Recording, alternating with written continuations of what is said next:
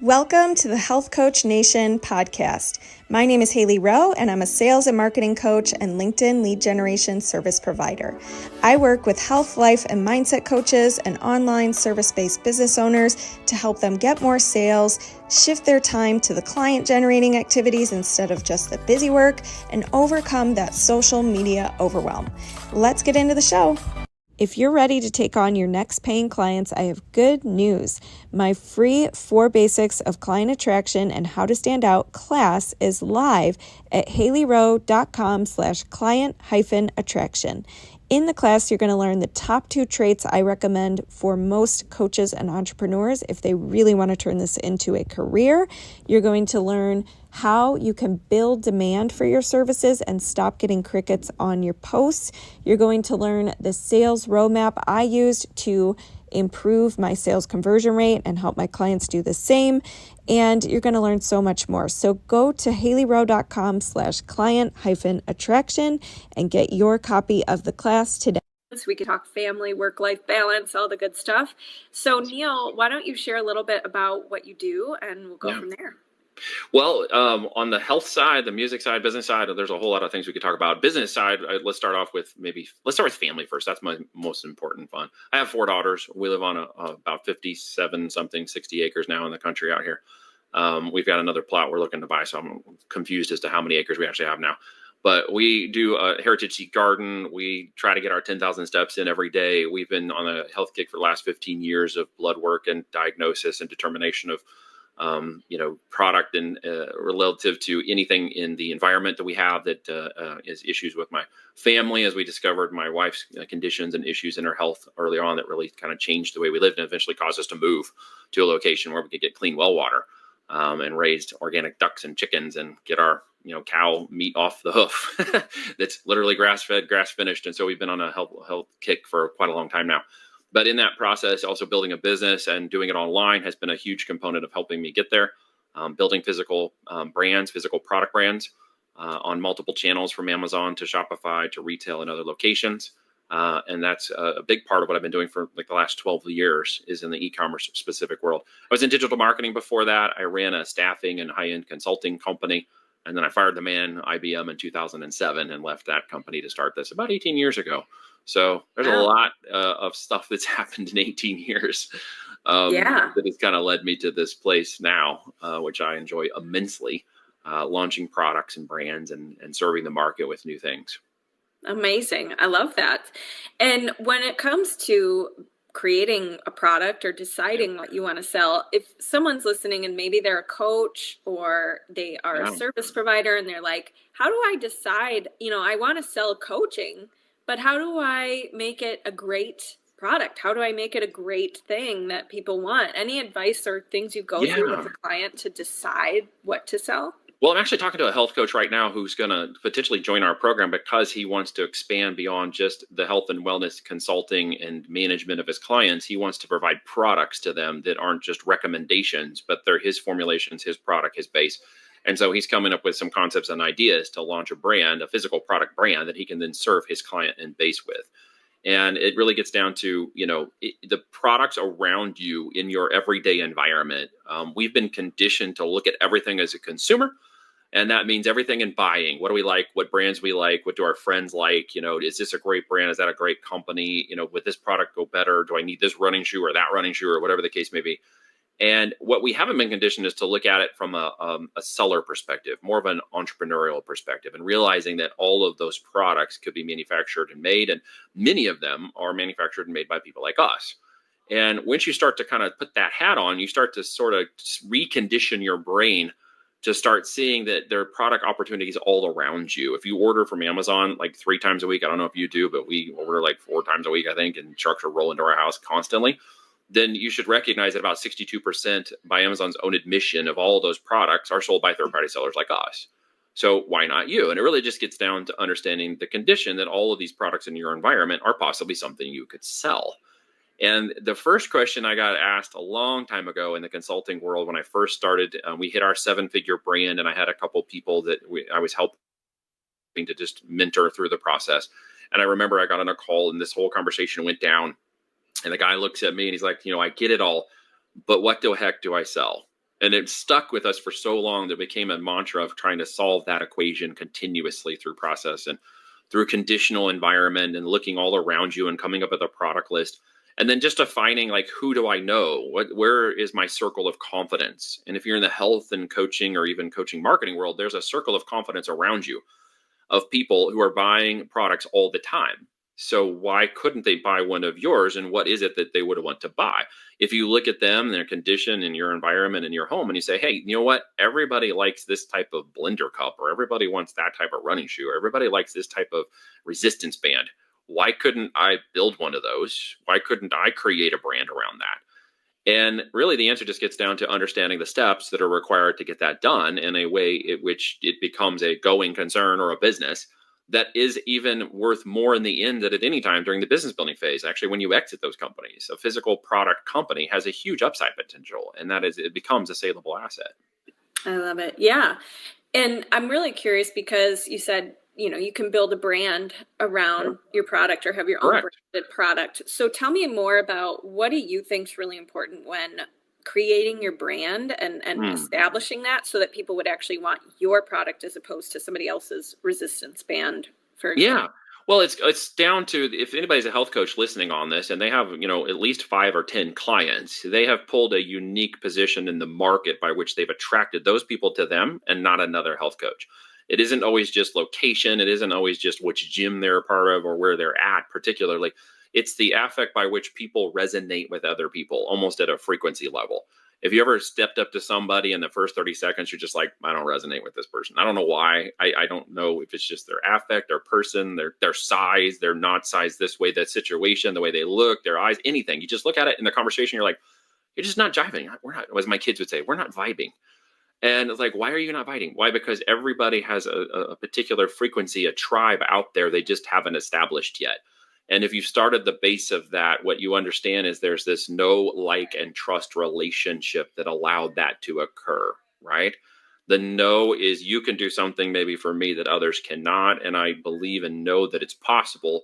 So I have an opportunity to like you. Not that it's a guarantee, but I have an opportunity to like you, like what you're saying, like what you're about, like the way you do things, like the way people talk about you, like the things all around you. Therefore, I might like it too, which leads to that bridge of trust. I may take a chance on you. I may trust you.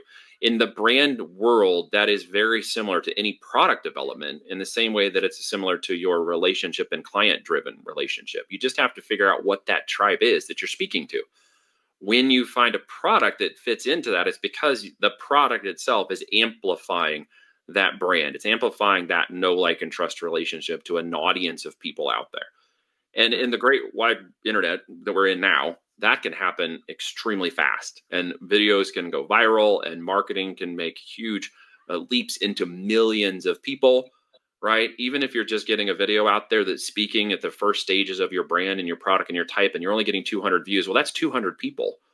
Mm-hmm. And if you tried to set up 200 people in real life, it would be pretty difficult for you to reach 200 people every day continuously, but that's the power of the internet. And most people don't understand that 200 could turn into 20,000, could turn into 200,000.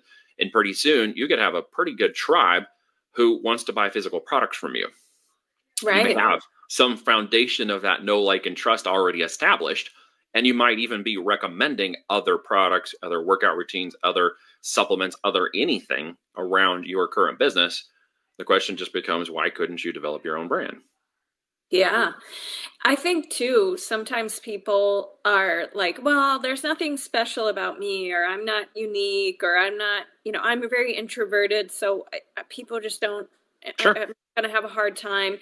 But sometimes I think your clients will tell you what attracted them to you. And that's a really good way to find out what's unique about you.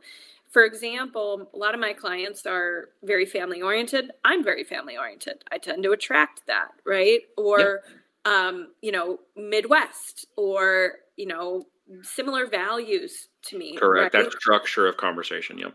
Yeah. So how does, if let's say somebody, doesn't have a lot of clients to pull from and have that information, how do they think about what can I pull out of myself to the brand? They were like, kind of attract the kind of people I want? Well, it's what I call that circle of confidence. It's an area you have intrinsic knowledge, you have experience, you have a family, you have friends, you have community, you might have church, you have other areas, you have gyms in which you frequent and you're about. And there's that circle of confidence in there that you see all these individuals. And what you kind of need to do is look for the pattern in it. And as you start to look for it more, and maybe even just start writing down a bunch of product ideas and start looking into your thought processes, or even as you're acting, start bringing it conscientiously to mind as you start to condition your thought processes away from consumerism and more into product development, all right, and production.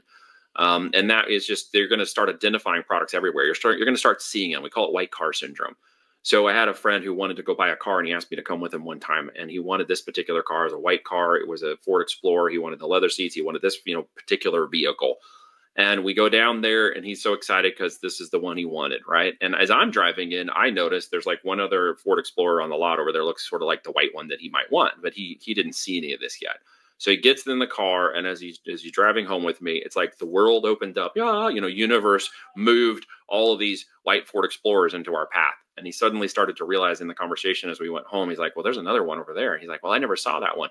Did the universe literally move physical white Ford Explorers in front of him? Or did something in his mind conscientiously change? Did something shift? And the answer, of course, is yeah, it shifted. What shifted is a subconscious awareness of everything we see in front of us that we don't always immediately bring to conscious thought, but it's always in our brain. And it's back there. And he may have not always been seeing the white cars, but they were everywhere. And suddenly they now presented in his mind a conscientious awareness. So we have to take a conscientious aspect to the way we're looking at everything, and then realize there are all these other people out there. And I don't need to be the expert in a particular product base, but I do need to be an expert in determining who are the people that want that product.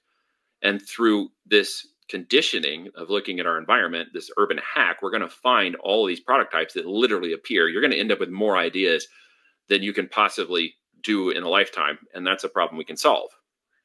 Okay. The problem it comes down to is figuring out how to make it profitable and making sure that it's profitable, because you'll identify plenty of products. You just want to make sure they're profitable. Yeah. Okay. And when trying to figure that out, any tips to see if it's Absolutely. profitable? So we particularly don't sell products less than $50 in retail price point. When it comes to the world today of economics and tariffs and other things that weren't there and things that have been there in the past and possibilities of things that will be there in the future, we know that a particular physical product movement to market needs to have a minimum of $12 in net profit on it. So if you're selling a product that doesn't produce a net profit of $12, you want to raise your price and thought process until you do. If there's a 29 version, there's a 49. If there's a 49, there's a 99. If there's a 99, there's usually 199. And there's even the ones that are like $19.99, right? I mean, if there's a purse at $20, there's a purse at $1,000 and $2,000. So what you have to do is realize that in this thinking, you might be restricting your thinking right now. You might be thinking it's not possible. No one wants to buy that. No one would buy that from me. No one's willing to pay that price point. But if you start thinking again conscientiously and looking around you, you'll start realizing people are willing to pay $99 for something they could have got for $49. Why? The perceived value of that know, like, and trust relationship established in their mind with that product is $99 value. And they might be thinking they're getting a steal because they didn't pay $199. And that's where you have to start thinking about how you present a product, an image, a graphic, a video, a writing of this product and presenting it in a marketing or a sales position with someone, so that they look at that and say, that's way more value than I would have expected to get for $99. And they're willing to pay that product price from you instead. Yeah. Well, the analogy I like to think about when you say like how you present it is really important, is if there's a piece of art in like, on the floor, not in a frame, sitting there, you're going to think it's less valuable versus if it's in a beautiful frame and there's a light shining on it. All the things is kind of all the presentation. That's right. Yeah. Yeah. It changes. Yep.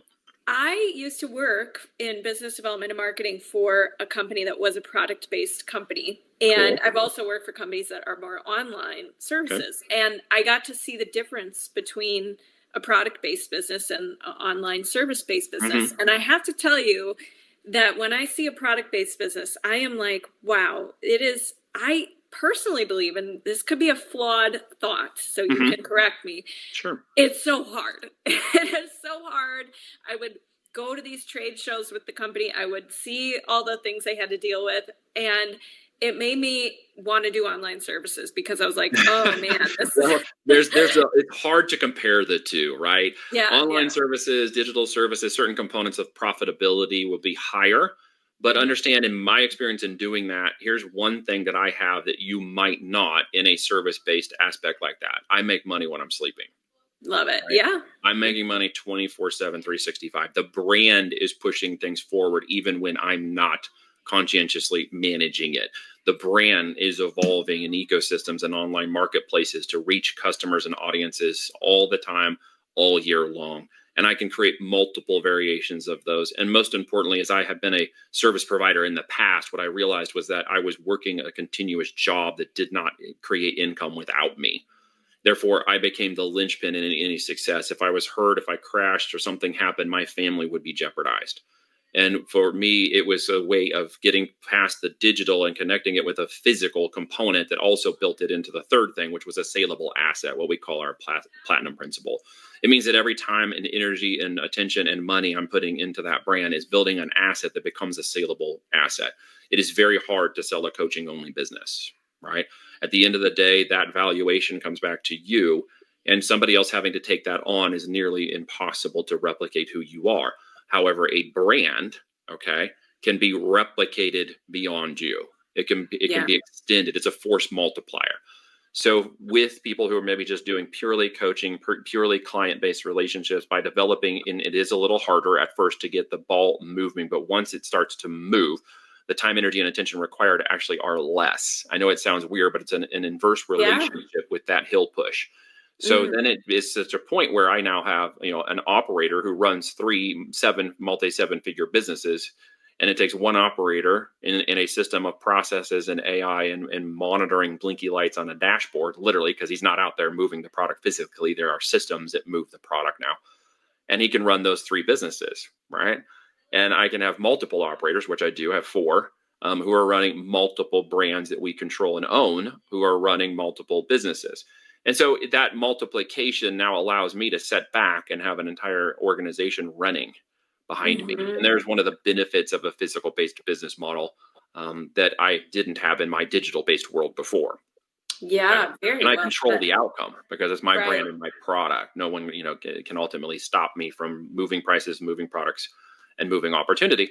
And have I gotten through business now to a place where I'm an investor and buying into companies and working with private equity groups to acquire companies, we just won under LOI with an $11 million brand that has retail and business physical products within it. We're going to move that to a $20 to $40 million brand, and then we'll sell it again. So with the upside potential of that, that juggernaut becomes relatively large. The opportunities open up, and you find yourself not just being a one-man shop anymore. I love it. Yeah, no, that's such a great point. And I think that both types of businesses will have hardships, different kinds of hardships. Correct. But as you said, in the long run, it's great to be able to have something that you can, be eventually kind of separated from or not. And you have to find your aptitude at the end of it. I found it with the digital side, and I was doing affiliate marketing and helping clients. And then whenever that would change, I'd have to find a new one, or they'd fire me because I did so well. They didn't want me to do it anymore because they didn't want to pay me more money for it. Or I didn't own the other product, so I couldn't own the outcome, which means when it started to grow, if that person no longer wanted to produce that product, bam, my entire campaign had to stop.